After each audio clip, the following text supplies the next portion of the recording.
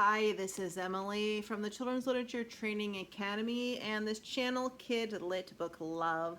I'm going to talk with you a little bit about Dr. Seuss today and show you this lot of brand new hardback, larger size Dr. Seuss books I just picked up yesterday, in fact, at Costco. And we're going to talk a little bit about Dr. Seuss as a person, Dr. Seuss and some of his banned books, and just some interesting facts about Dr. Seuss and the controversy as well. So first, let me just give you a little bit of information. So there's a lot of controversy out on social media and out there right now about Dr. Seuss for racism and political agendas in his book. Now, there's two aspects to this. I'm certainly no expert by any means, but I've reviewed some of the literature and heard some of the lectures by some of the experts. And so this is a very complex topic. So Dr. Seuss, yes, he was involved with some pro-war propaganda back prior to World War II. So he actually was for the war and for taking down some of the Japanese. And he did make some comments back in the day and the time, which would have been, what, the 30s, 40s, late 30s, early 40s, about Japanese that might have seemed racist.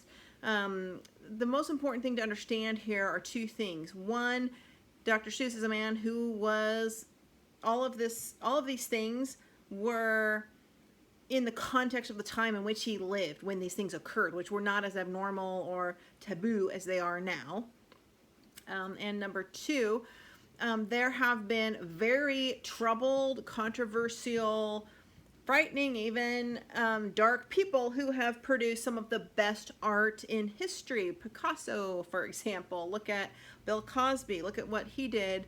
Now, I don't know about you, but I've been a huge fan of the Cosby Show, for example, my whole life. Well, since Bill Cosby got into his little mischief and went to jail or whatever, all that happened.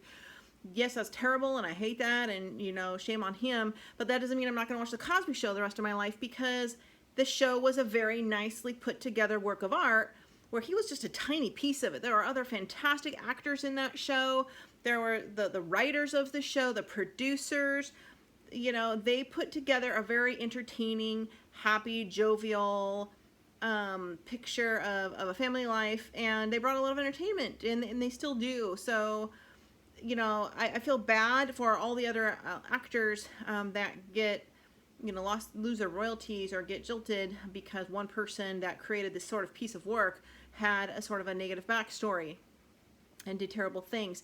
But not watching it isn't really helping them, and it's not their fault. So I just wanted to say that there have been troublesome people. Sometimes it's the most troubled, dark people that make the best art when it comes to film and art and paintings and drawings and writing. So anyway, so talking about, yes, Dr. Seuss as a person, he was pro-war, and besides the children's books he wrote in the day, he did write some adult content as well. His very first children's book ever was called Boners, and there was a second book called More Boners. Now, the word boners having a different meaning than what you might have just thought when I said that. Boners being mishaps, bloopers. Back in the day, that was known as bloopers. But again, that's not something that would be shown today. So, but he did write some adult-type content. He did do advertising, and this man was incredibly intelligent. He's college educated. He went to more than one college. I think he did go to Oxford as well. He did do advertising. You know, that was scandalous. Okay, fine, you know, but we're talking about children's literature, right? So, and regarding the controversial nature of Dr. Seuss's books, and I'll get into some facts about the books in a minute, there were only 6 books that were recently taken down by the publisher for being controversial about race. And I've heard that before, but I didn't know much about it. But you hear, oh, Dr. Seuss, he was a racist. I'm not going to read those books. So there's a lot of misinformation about this. It was only 6 books, and it has been dramatically hyped up and blown out of proportion. I have followed, there's a an Asian man who has a great channel, and he boasts about being Asian all the time. And that's some of the controversy in Dr. Seuss's books is about Asian profiles of cartoon characters. And he goes through the books and what each book was taken down for, and he finds it non-offensive and absurd. And he finds it just another example of white cancel culture, which so I can link that video below. I've read some of his blogs as well if you want to watch it. But so he basically, one of the books, it was about a Chinese man who eats rice, and that was taken down. Well, like some of the analysts say, well, in Chinese culture, rice is a primary staple food. They do eat rice, right? And then that was it. That was the reason one book was taken down. Another book was taken off for sale because I think that one was called "If I Ran a Zoo," something about the zoo, and there was a rhyming passage about the characters who were carting something heavy, something that rhymed with they had slanting eyes, and they're referred to as Asian. And again, as some of the analysts say, well, Asians do have slanting eyes. So if your child or your student goes to Asian man and Googles the term Asian man, the first thing you're going to come up with, as he says in his video, one of the particular analysts that does analyze Dr. Seuss books, he does say, well, in these pictures they do have slanting eyes. And so the other one was about the Inuits that live, in the Arctic, that one was taken down because they're referred to as Inuits who are shown in padded fur coats. Well, that one's kind of funny. It baffles me because it's like, well, what do you want to do? Show them naked in the Arctic? I mean, yeah, they wear padded giant fur coats. So actually, Dr. Seuss was, his book, The Sneetches, was all about social and racial injustice. He actually was very much for social inclusion and what today's standards would be known as diversity inclusion. Which is, in his mind, the reason he might have put these in the books was to grow that acceptance. Well, everything has been, blown out of proportion in the media and with social culture and Oscars culture, and this racism being such a taboo subject that with the whole cancel culture and the banned books thing, like they've taken down any books that might refer to someone of other origin. But like some non-Caucasian analysts of this literature have said, Africans and Asians, why are they only taking down all the ones that refer to differences with Africans or Asians? Why aren't they taking anything down that shows differences with any kind of white or Caucasian? Something to think about. I don't know. I don't know how much opinion I have either way. I'm just telling you what I know, what I've heard, and what I've read. And so it really gets fascinating if you really delve into it and think of it in reverse. In children's literature right now, we have a big boom in children's diversity, which is incredibly important to teach in schools and in homeschool and to children and grandchildren. There's a very famous book that was released, was it last year, maybe last year, the year before, Hair Love, or Big Hair, and it's about the really super cute, adorable African-American girl and celebrating the diversity with her hair. There's also Lupita Nyong'o's Sui, beautiful picture books about accepting, understanding the difference of very, very dark skin. Well, when you really think about it, is that so different than showing a cartoon character in a Dr. Seuss book, an Asian man eating rice?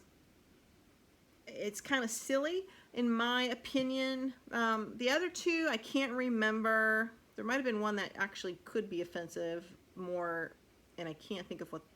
There's two other books. It's not jumping on the top of my head. I'll link the videos below. You can look into that yourself. But my personal opinion is Dr. Seuss wrote over 60 books for children in his lifetime. Publishers Weekly in the year 2000 listed the 100 greatest books for children ever written. Dr. Seuss's books had 16 out of that 100 were on that list. And so Dr. Seuss's books are written in trisyllabic meter, which is a very popular form of rhyming verse that early readers and children respond to. I mean, this man was a master storyteller. He really was a master storyteller, and it wasn't just cute cartoons. I mean, that's another thing about the sort of the hype of taking down these few books, is that they're not even portraits or pictures or images. They're just cartoon characters. They're just animated color drawings, and this about this size. So it's there's a lot in there about maybe a lot of controversy. So it can go swing either way depending on how you look at it. But anyway, so being a master craftsman of children's stories, it wasn't just Dr. Seuss's books weren't just for fun story time. So they actually were crafted with intention to help children learn to read. So in the 1950s, post World War II, there was a huge boom of kids who were really struggling with reading and learning. There were a lot of illiterate children.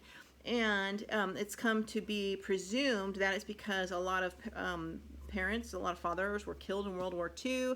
Single mothers that either started, excuse me, working during the war while their husbands were at war to support the family had to continue working, or women that were home wives, their husbands died, they had to go to work.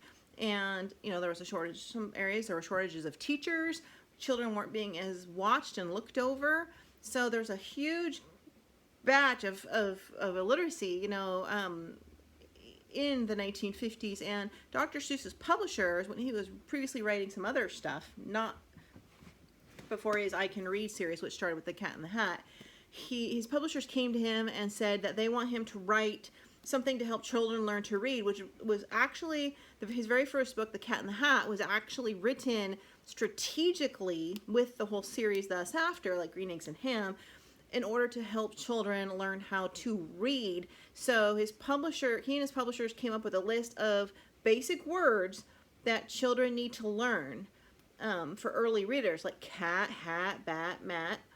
And they took this list of words. There's a very specific number. I can't remember what it is.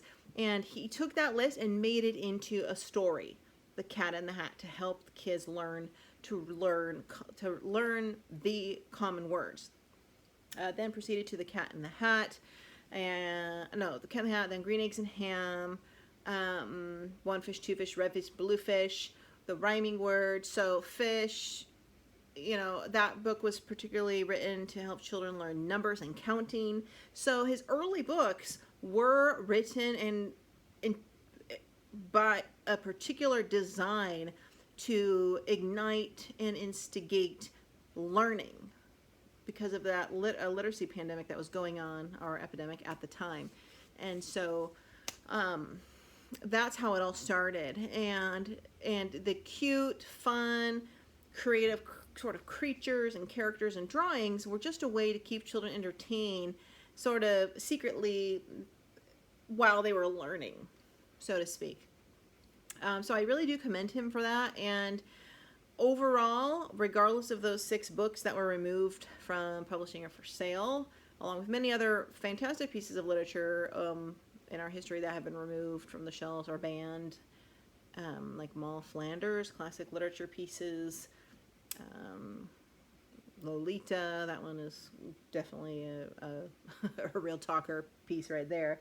I think even Harry Potter was banned at one point, on and on. All books have something to offer, and I would be a real shame to stop reading Dr. Seuss books to early readers, or letting them read those books. And I, for one, do promote learning, using, and reading of Dr. Seuss books in a learning environment, particularly for early readers. And by the way, a few interesting facts about Dr. Seuss is, one, he was not really a doctor at all. He called himself a doctor because his father wanted him to be a doctor and not a writer, which is what he ended up being against his father's wishes. He was not a doctor at all. He did not have a PhD, and he was not any kind of a doctor. And number 2, his real name is Ted Geisel, or Theodore Geisel. He wasn't the nicest guy in person, it seems. He had a very dark, controversial personal life. He had a long-term affair with a woman while had been married for a long, long, long time to his wife. His wife found out and committed suicide, and then he married the woman he had been sleeping with. So, there are some things in there that are, like I'm saying, sometimes the most creative, brilliant people can have the worst personality traits or the darkest history, and there's some other stuff in there as well. So, all in all, I believe Dr. Seuss books are great. If you can get any of the Dr. Seuss books, I'm going to show you these in a minute. You can get them even for toddlers now in the small, hard board books, the very basic learning ones, like One Fish, Two Fish, Cat in the Hat, to help with sight recognition, with the hearing when you read the books to children, to just hearing. The rhyming helps program language learning in the mind, all the, cat, hat, bat, mat, sat, fat. So basic concepts of words, language recognition, sound recognition, easy for kids to start to read those books as well. So these books were from Costco. They had a ton of them, individual, $7.99. These are the big ones. These are like printer paper size, 8.5 by 11.5, not the smaller hardback ones that we might be used to from our childhood days. And they have kind of a little more of a glossy inside. They didn't sell them in any box sets. They had a huge stack of individual ones. I grabbed as many as I can. They're really nice. Here's the back.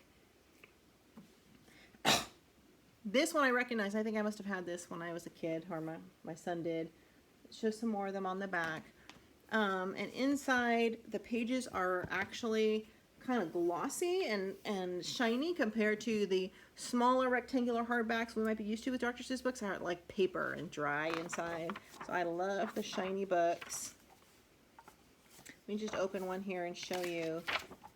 Of course, a lot of these books, as time went on, by Dr. Seuss, they had a lot more text. The Grinch doesn't have too much text. This one does. The Happy Birthday to You book. Now, Dr. Seuss didn't die until 1990 or 91, I believe. And it's my understanding he was writing until that point. So some of the Dr. Seuss books are written for kids maybe getting into 3rd grade, maybe. Here is a nice version of the Lorax. And of course, you do have some people that have nothing better to do, go in and try to analyze Dr. Seuss's books for evidence of his political beliefs and agendas, and take very common stories with beautiful illustrations and nice rhyming and language, and try to look for hidden meaning and agendas behind those words, which only somebody with probably a PhD and a lot of political history background and fascination with the hobby would be able to maybe detect. And still, there's no evidence that that's necessarily what it was meant to be, which is another scandal you kind of hear about Dr. Seuss books, and certainly nothing a child or a kid or any of us reading them as kids would have had any idea about. So frankly, I'm not that worried about it. I like this one a lot. This is Seussisms, a guide to life for those just starting out and those already on their way. When my son graduated college, I gave him the All the Places You'll Go book. This one is another good graduation gift one, maybe for high school graduates. You could give a set of both of these books with the places you'll go. And I can't read any of these without my glasses on. Maybe Open Your Heart and What Happened There. Well, in Whoville, they say that the Grinch's small heart grew 3 sizes a day. So in this book, there's a little reference to a lot of his other books, a lot of his other characters in here, which is really nice.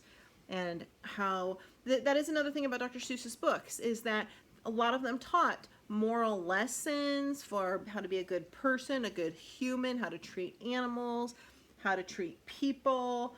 There was a lot of behavioral and cultural hints of ethical behavior lessons in there, which I think is kind of nice.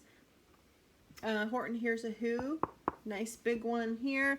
Now these other books, so on the back side of all these, Costco didn't have all of them. Here's the Sneetches here.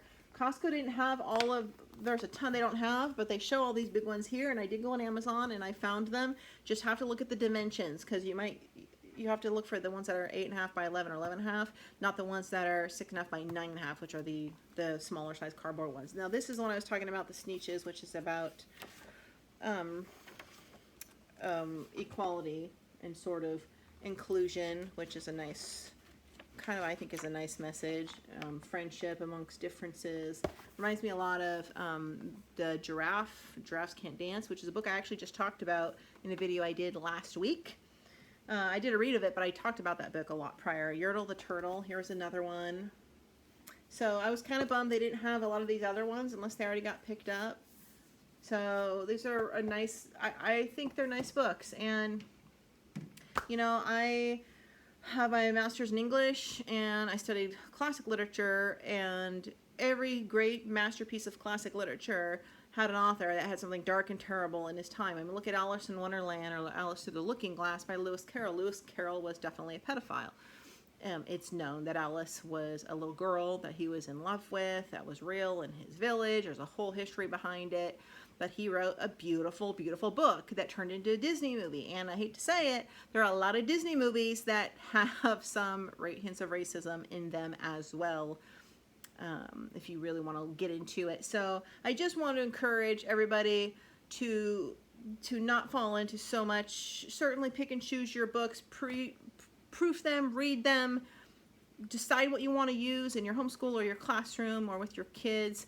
And I can read the earliest original books are harmless. They're great for learning how to read, for learning word recognition and sound and syllable pronunciation. The later books are a little more complicated in their messages. Most of them are positive messages. So just read the books yourself and decide what you want to use. Kids really like to learn from these books, and there are a lot of ways to do that. You can find out online. I don't want to waste any more time in this video. So if you live near a Costco, I just got these yesterday, which is March 2022. So maybe you can pick some up. Thanks everybody for watching, and I will see you in the next video.